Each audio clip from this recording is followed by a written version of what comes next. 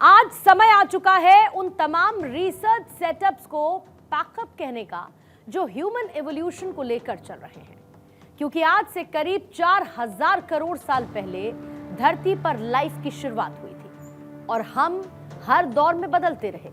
हमारा शरीर बदलता रहा, कद काठी रंग ढंग सब बदला, लेकिन आज हम एक ऐसी दुनिया में लॉग इन कर चुके हैं जहां पर हम होते हुए भी हम नहीं हैं और हम नहीं होते हुए भी हम हैं। यानी कि आज टेक्नोलॉजी जब आभासी दुनिया की डोरबेल बजा रही है, तब हम क्या उस पते तक पहुंच भी सके हैं या नहीं, ये जानना आज जरूरी है। क्योंकि गाड़ी चलाने का सबसे पहला नियम ये कहता है कि ड्राइविंग करते समय हमारी नजरें सबसे ज्यादा फ्रंट पर होनी चाहिए।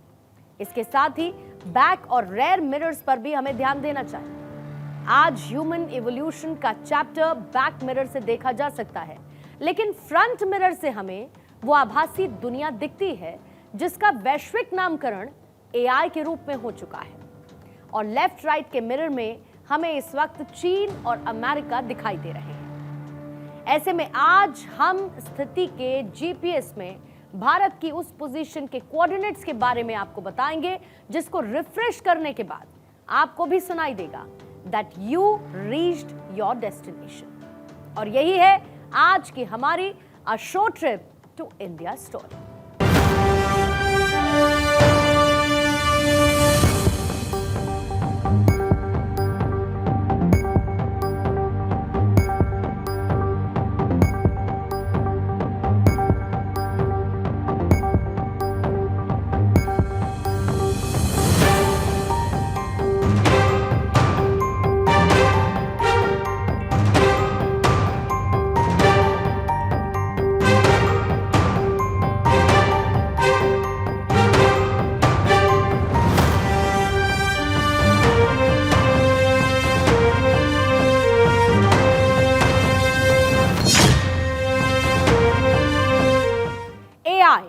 इन दो अल्फाबेट्स को खींचने पर हमें आर्टिफिशियल इंटेलिजेंस जैसे दो शब्द नजर आते हैं, जहां पर आर्टिफिशियल का मतलब होता है कृत्रिम और इंटेलिजेंस का अर्थ है बुद्धिमत्ता।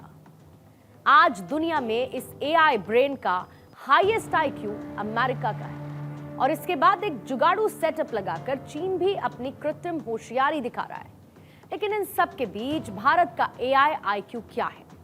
इस सवाल का सीधा जवाब यह है कि भारत की एआई आईक्यू रिपोर्ट अभी आई ही नहीं, लेकिन तकनीकी दुनिया के ओपिनियन पोल ये बताते हैं कि सबसे ज्यादा एआई शेयर भारत का ही रहने वाला है।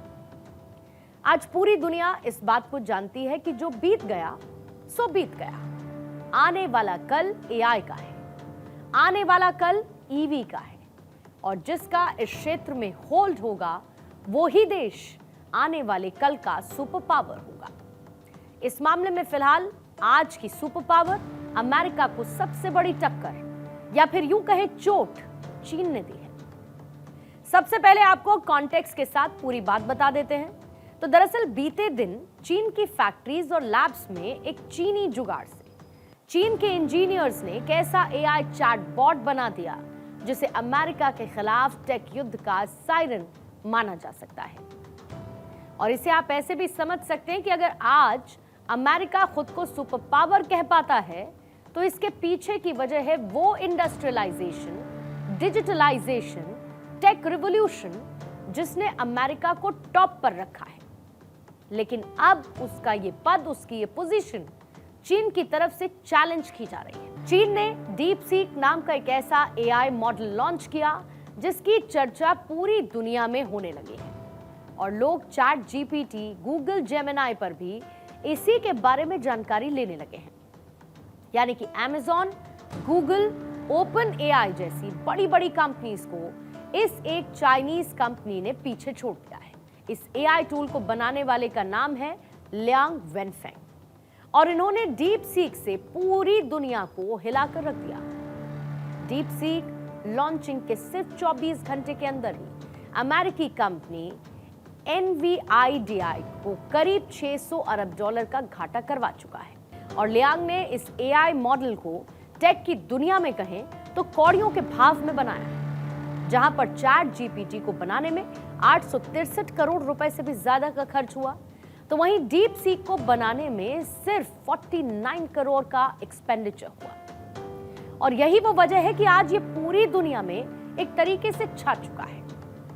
चैट जीपीटी का सब्सक्रिप्शन जहां पर 1726 रुपए हर एक महीने का है, तो वहीं डीप सीक को 5 रुपए से भी कम कीमत में पूरे साल के लिए इस्तेमाल किया जा सकता है। इन सब के बाद एक खबर यह भी आई कि चीन के बनाए इस चैटबॉट का अमेरिकन नेवी इस्तेमाल नहीं करेगी, और यहीं से उस संदेह की शुरुआत होती है जिससे हमें भी खुद के एआई की जरूरत महसूस होती है। दरअसल अमेरिका की नेवी ने सिक्योरिटी रिस्क की वजह से इस ऐप को इंस्टॉल करने पर रोक लगा दी है, और इसके पीछे की वजह यह है कि हर एआई ऐप यूजर्स का डेटा तो प्रोसेस करता है, लेकिन चीनी ऐप्स को लेकर प्राइवेसी की गंभीर चिंताएं रहती हैं। डीप सीक भी यूजर इंटरैक्शन और तकनीकी जानकारी को स्टोर करता है।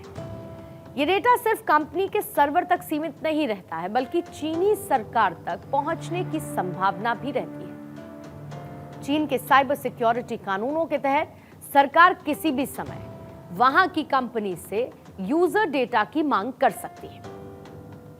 और ऐसे में अगर आप डीप सीक का इस्तेमाल कर रहे हैं, तो इस बात को आप मानकर चलिए कि आपकी निजी जानकारी, पर्सनल जानकारी सुरक्षित नहीं है। और यही वो कारण था जिसके चलते पॉपुलर चीनी ऐप टिकटॉक को भारत में बैन किया गया था।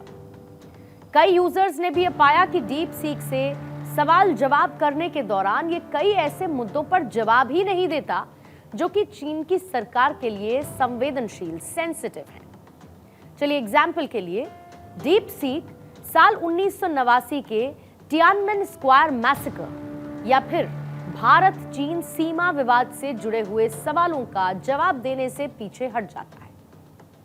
यह दिखाता है कि डीप सीक चीन की सेंसरशिप वाली नीति को भी अपनाता है, और ऐसे में लोगों के मन में यह सवाल उठने लगा है कि क्या डीप सीक को अपने फोन में इंस्टॉल करना चाहिए। तो इसको समझने के लिए इसका इंस्टॉलेशन प्रोसेस आइए समझ लेते हैं। जहां पर डीप सीक को इंस्टॉल करते ही आपको इसे अपने फोन का पूरा एक्सेस देने की परमिशन देनी पड़ती है। इसमें आपकी व्यक्तिगत जानकारी, आपके मैसेजेस, आपकी लोकेशन और आपका सेंसिटिव डेटा शामिल है, और इसीलिए इसे इंस्टॉल करने से पहले आपको प्राइवेसी और डेटा सेफ्टी से जुड़े हुए इन सवालों पर एक थॉट देना होगा। और ये थॉट कुछ इस तरीके के हो सकते हैं। पहला, कि क्या आप अपनी निजी जानकारी किसी अनजान विदेशी ऐप के साथ साझा करना चाहेंगे। दूसरा, क्या आप अपना डेटा गलत हाथों में जाने का खतरा मोल लेने की स्थिति में हैं? अगर आपकी प्राथमिकता डेटा सिक्योरिटी और इसके साथ गोपनीयता है, तो डीप सीक जैसे ऐप्स को अपने डिवाइस पर इंस्टॉल करना, उसका इस्तेमाल करना जोखिम भरा सौदा है। लेकिन इन तमाम रिस्क के बावजूद टेक्नोलॉजी के साथ कंधा मिलाने की रेस में हमें भी अपनी सिक्योरिटी को दांव पर लगाना पड़ा है। सर्वे फर्म लोकल सर्कल्स की तरफ से किए गए एक सर्वे में यह निकलकर सामने आया है कि भारत में इंटरनेट का इस्तेमाल करने वाले आधे यूजर एआई का इस्तेमाल भी कर रहे हैं, और इनमें से 30% चीनी एआई प्लेटफॉर्म डीप सीक पर स्विच कर चुके हैं या फिर जल्द ही ऐसा कर सकते हैं। सर्वे यह कहता है कि चैट जीपीटी अब भी सबसे ज्यादा इस्तेमाल किए जाने वाला एआई प्लेटफॉर्म है, लेकिन बहुत से लोग डीप सीक पर शिफ्ट हो चुके हैं। भारत के 309 जिलों में 15,377 लोगों से जब यह पूछा गया कि वो कौन से एआई ऐप का इस्तेमाल करते हैं, तो उनमें से 6% ने कोपायलट, 3% ने जेमिनाई, 3% ने लामा, 9% ने क्लाउड, 9% ने परप्लेक्सिटी, 28% चैट जीपीटी और 40% ने अन्य को चुना है। यहां पर अन्य में आप डीप सीक का शेयर सबसे ज्यादा मान सकते हैं, और यहां पर सिर्फ 18% लोगों ने ही एआई से मिली हुई सूचना को गलत पाया, इंफॉर्मेशन को गलत पाया।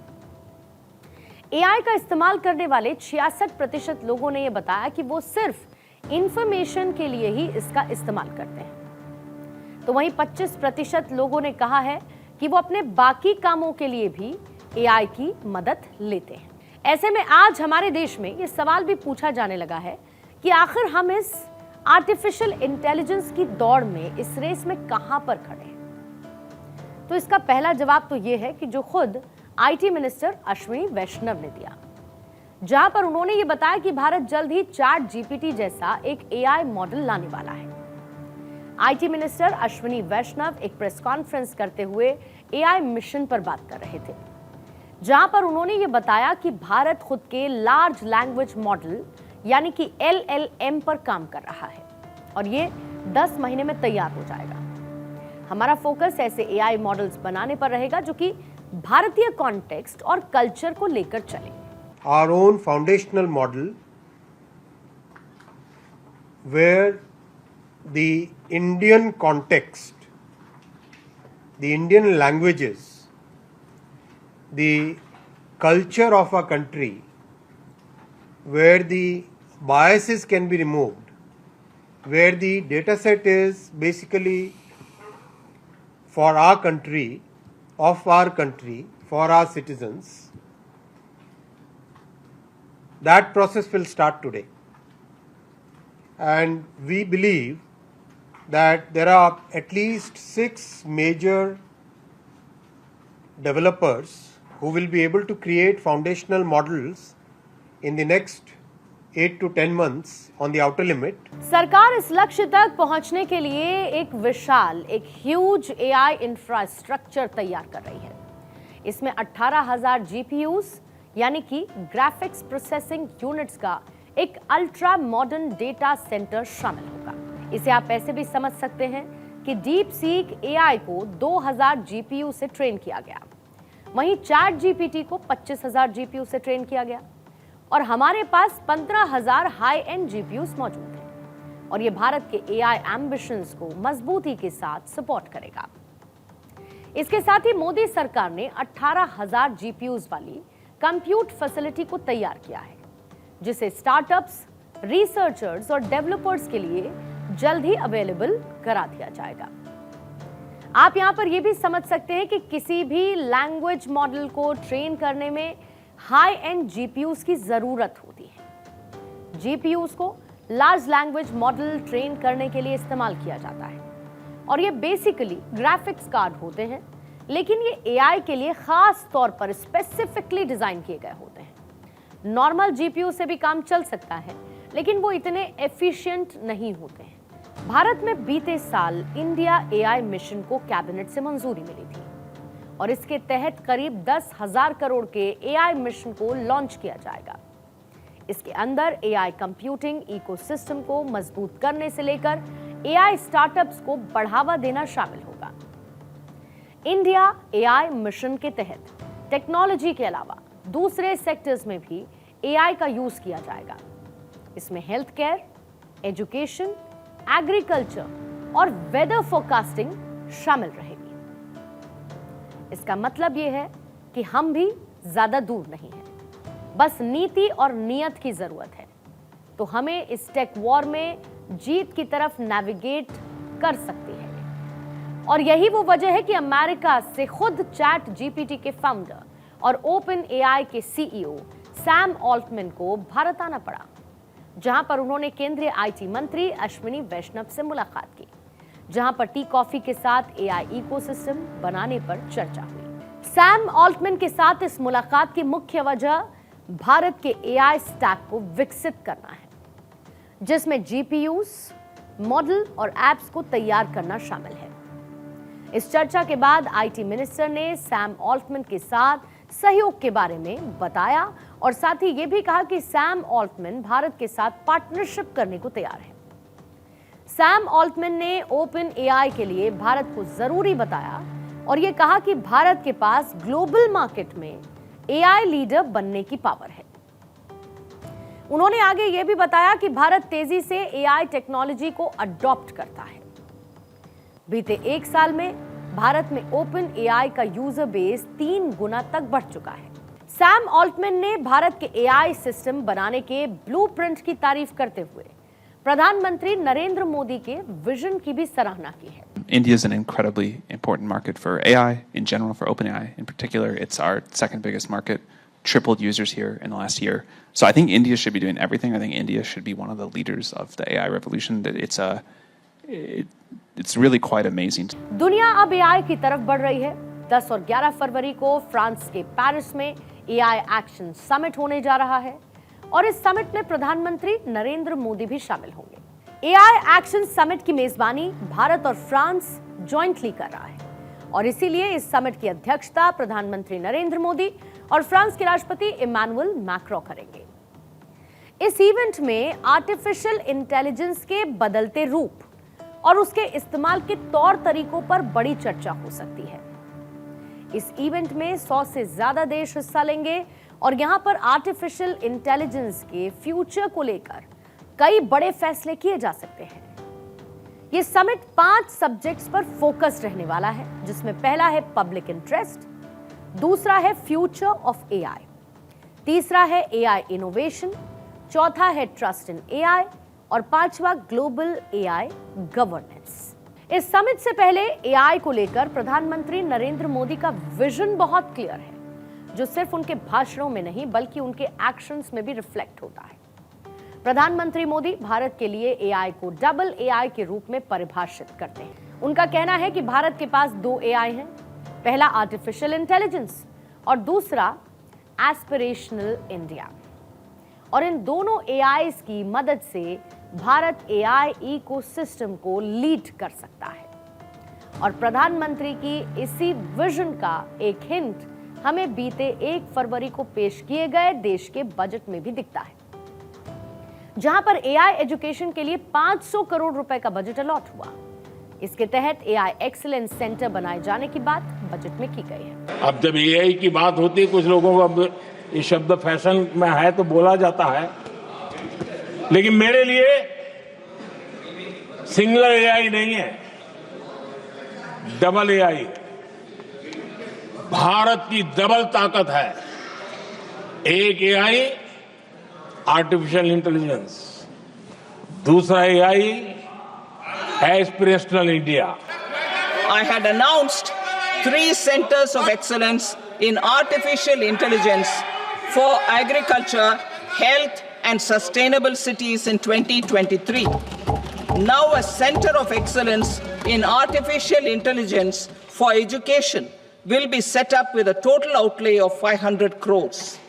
बीते साल मार्च का महीना दुनिया के 8वें सबसे अमीर उद्योगपति बिल गेट्स ने दुनिया के सबसे बड़े लोकतंत्र के सबसे लोकप्रिय नेता प्रधानमंत्री नरेंद्र मोदी का एक इंटरव्यू किया था और यह इंटरव्यू पूरी दुनिया में वायरल हुआ था। इस इंटरव्यू में बिल गेट्स ने प्रधानमंत्री नरेंद्र मोदी के साथ आर्टिफिशियल इंटेलिजेंस से भारत के यूपीआई पर एक विशेष चर्चा की, यानी एआई से लेकर यूपीआई तक इस इंटरव्यू में बात की गई। सबसे पहले आपको प्रधानमंत्री मोदी का विजन समझाने के लिए इस वीडियो का एक रिवीजन आपको करवाते हैं और आप इस इंटरव्यू का ये वीडियो देख लीजिए। यहाँ बच्चा पैदा होता है तो आई भी बोलता है, एआई भी बोलता है। हाँ, यूजिंग माय नमो ऐप, ये मेरा फोटो बूथ है।